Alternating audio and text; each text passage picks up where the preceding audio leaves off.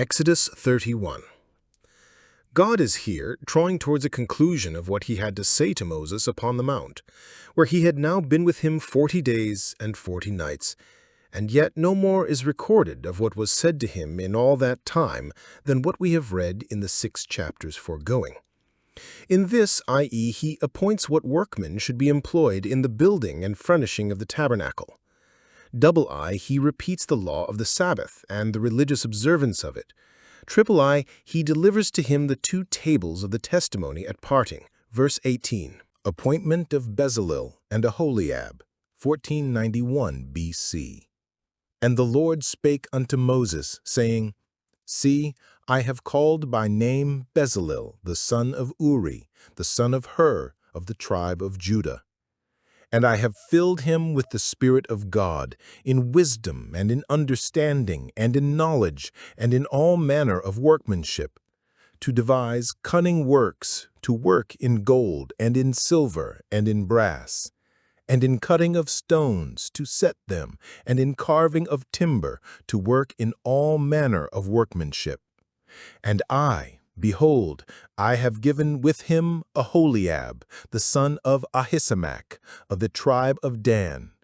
And in the hearts of all that are wise-hearted I have put wisdom, that they may make all that I have commanded thee: the tabernacle of the congregation, and the ark of the testimony, and the mercy seat that is thereupon, and all the furniture of the tabernacle, and the table and his furniture, and the pure candlestick with all his furniture, and the altar of incense, and the altar of burnt offering with all his furniture, and the laver and his foot, and the cloths of service, and the holy garments for Aaron the priest, and the garments of his sons, to minister in the priest's office, and the anointing oil and sweet incense for the holy place.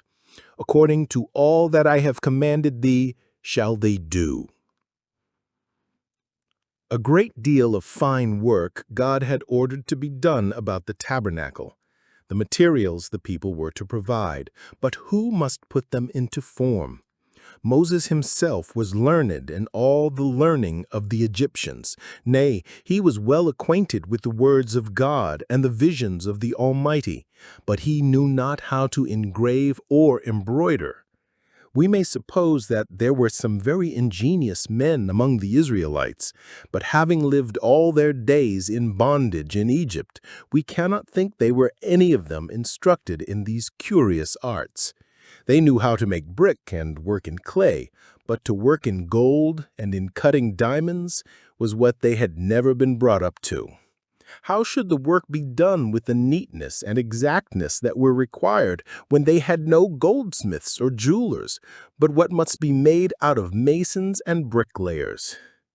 We may suppose that there were a sufficient number who would gladly be employed and would do their best, but it would be hard to find a proper person to preside in this work.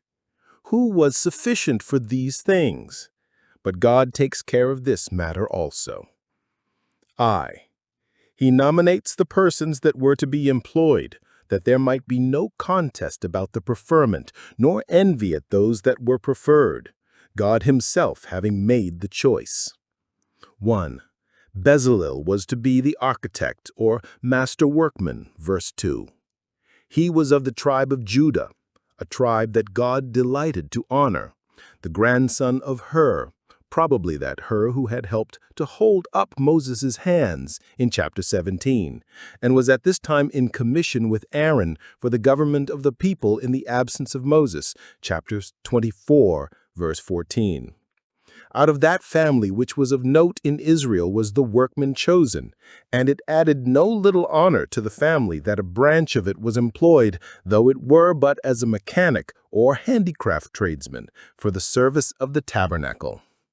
The Jews' tradition is that Hur was the husband of Miriam, and if so, it was requisite that God should appoint him to the service, lest, if Moses himself had done it, he should be thought partial to his own kindred, his brother Aaron also being advanced to the priesthood. God will put honor upon Moses' relatives, and yet will make it appear that he takes not the honor to himself or his own family, but that it is purely the Lord's doing. 2.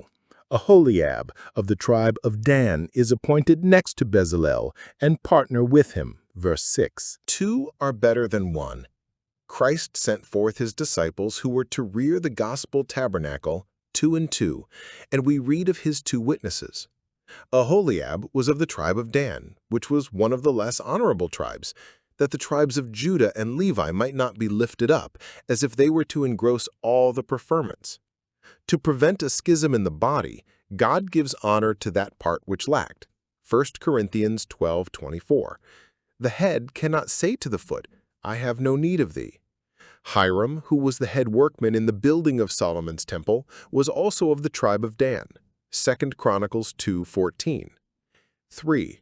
There were others that were employed by and under these in the several operations about the tabernacle, verse 6. Note, when God has work to do, he will never want instruments to do it with, for all hearts and heads too are under his eye and in his hand, and those may cheerfully go about any service for God and go on in it, who have reason to think that, one way or another, he has called them to it. For whom he calls, he will own and bear out. 2. He qualifies these persons for the service. Verse 3, I have filled him with the Spirit of God, and verse 6, in the hearts of all that are wise-hearted, I have put wisdom. Note, 1. Skill in common arts and employments is the gift of God. From him are derived both the faculty and the improvement of the faculty. It is he that puts even this wisdom into the inward parts. Job 38:36. He teaches the husbandman discretion. Isaiah 28:26. And the tradesman too, and he must have the praise of it. 2. God dispenses his gifts variously, one gift to one, another to another, and all for the good of the whole body, both of mankind and of the church. Moses was fittest of all to govern Israel, but Bezalel was fitter than he to build the tabernacle. The common benefit is very much supported by the variety of men's faculties and inclinations. The genius of some leads them to be serviceable one way, of others another way, and all these worketh that one and the selfsame Spirit, 1 Corinthians 12:11. This forbids pride, envy, contempt, and carnal emulation, and strengthens the bond of mutual love. 3. Those whom God calls to any service, he will either find or make fit for it. If God give the commission, he will in some measure give the qualifications, as according as the service is. The work that was to be done here was to make the tabernacle and the utensils of it, which are here particularly reckoned up, verses 7 through 8. And for this the persons employed were enabled to work in gold and silver and brass. When Christ sent his apostles to rear the gospel tabernacle, he poured out his Spirit upon them to enable them to speak with tongues the wonderful works of God, not to work upon metal, but to work upon men. So much more excellent were the gifts as the tabernacle to be pitched was a greater and more perfect tabernacle, as the apostle calls it, Hebrews 9:11. The observance of the Sabbath. And the Lord spake unto Moses, saying, Speak thou also unto the children of Israel, saying, Verily my Sabbaths ye shall keep. For it is a sign between me and you throughout your generations, that ye may know that I am the Lord that doth sanctify you. Ye shall keep the Sabbath therefore, for it is holy unto you.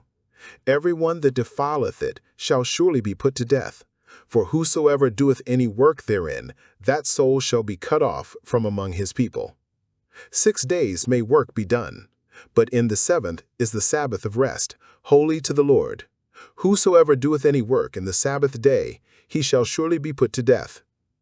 Wherefore the children of Israel shall keep the Sabbath, to observe the Sabbath throughout their generations, for a perpetual covenant.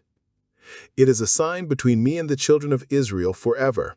For in 6 days the Lord made heaven and earth, and on the 7th day he rested, and was refreshed. And he gave unto Moses, when he had made an end of communing with him upon Mount Sinai, 2 tables of testimony, tables of stone, written with the finger of God. Here is, a strict command for the sanctification of the Sabbath day, verse 13 through 17. The law of the Sabbath had been given them before any other law by way of preparation, as it might be said in 2:6:16. And the law of preparation, it had been inserted in the body of the moral law in the fourth commandment. The body of the moral law, it had been annexed to the judicial law to see that justice is done between man and man. Here it is added to the first part of the ceremonial law, because the observance of the Sabbath is indeed the hem and hedge of the whole law. Where no conscience is made of that, farewell both godliness and honesty. For in the moral law, it stands in the midst between the two tables. Some suggest that it comes in here upon another account. Orders were now given that a tabernacle should be set up and furnished for the service of God with all possible expedition, but lest they should think that the nature of the work and the haste that was required would justify them in working at it on Sabbath days that they might get it done the sooner. This caution is seasonably inserted, verily, or nevertheless, my Sabbaths ye shall keep. Though they must hasten the work, yet they must not make more haste than good speed. They must not break the law of the Sabbath in their haste. Even tabernacle work must give way to the Sabbath rest. So jealous is God for the honor of his Sabbaths. Observe what is here said concerning the Sabbath day. 1. The nature, meaning, and intention of the Sabbath, by the declaration of which God puts an honor upon it and teaches us to value it. Diverse things are here said of the Sabbath. 1. It is a sign between me and you. And again, verse 17. The institution of the Sabbath was a great instance of God's favor to them, and a sign that he had distinguished them from all other people. And their religious observance of the Sabbath was a great instance of their duty and obedience to him. God, by sanctifying this day among them, let them know that he sanctified them and set them apart for himself and his service. Otherwise, he would not have revealed to them his holy Sabbaths to be the support of religion among them. Or it may refer to the law concerning the Sabbath. Keep my Sabbaths, that you may know that I, the Lord, do sanctify you. Note, if God, by his grace, incline our hearts to keep the law of the fourth commandment, it will be an evidence of a good work wrought in us by his Spirit. If we sanctify God's day, it is a sign between him and us that he has sanctified our hearts. Hence, it is the character of the blessed man that he keepeth the Sabbath from polluting it. Isaiah 56:2.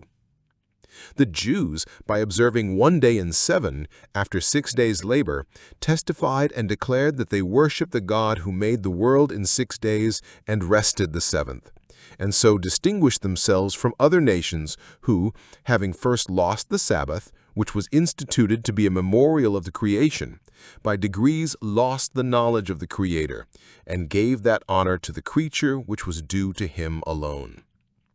2. It is holy unto you, verse 14. That is, it is designed for your benefit as well as for God's honor. The Sabbath was made for man. Or, it shall be accounted holy by you, and shall so be observed, and you shall look upon it a sacrilege to profane it. 3. It is the Sabbath of rest, holy to the Lord, verse 15. It is separated from common use and designed for the honor and service of God, and by the observance of it we are taught to rest from worldly pursuits and the service of the flesh, and to devote ourselves and all we are, have, and can do to God's glory. 4. It was to be observed throughout their generations in every age for a perpetual covenant, verse 16. This was to be one of the most lasting tokens of that covenant which was between God and Israel. 2. The law of the Sabbath. They must keep it, verses 13, 14, and 16. Keep it as a treasure, as a trust. Observe it and preserve it. Keep it from polluting it. Keep it up as a sign between God and them. Keep it and never part with it.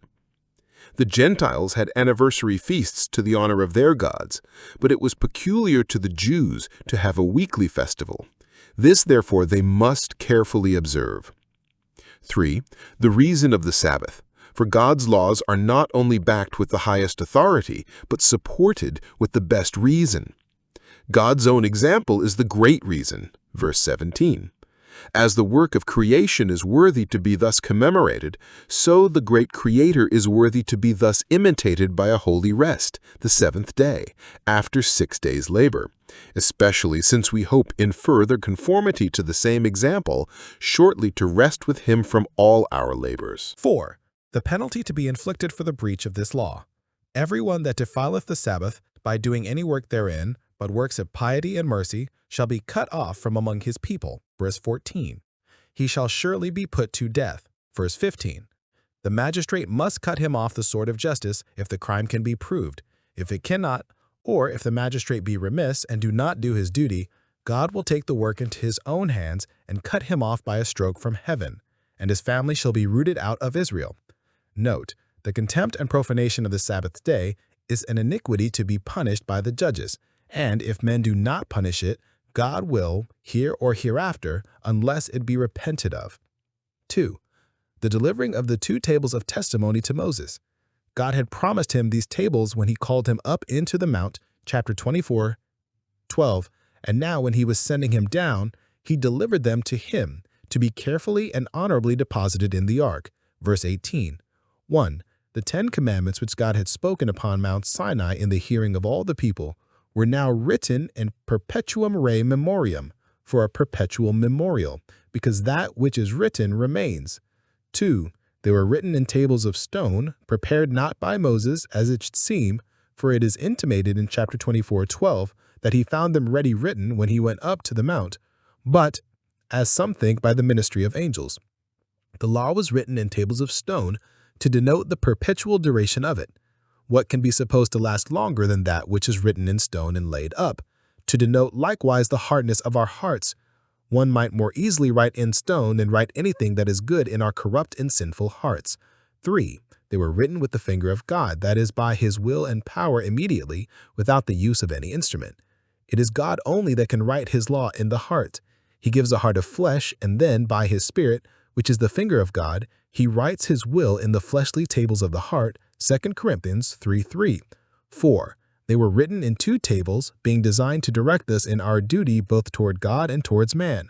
5. They are called tables of testimony, because this written law testified both the will of God concerning them and his good will towards them, and would be a testimony against them if they were disobedient. 6. They were delivered to Moses, probably with a charge before he laid them up in the ark, to show them publicly, that they might be seen and read of all men, and so what they had heard with the hearing of the ear might now be brought to their remembrance. Thus the law was given by Moses, but grace and truth came by Jesus Christ.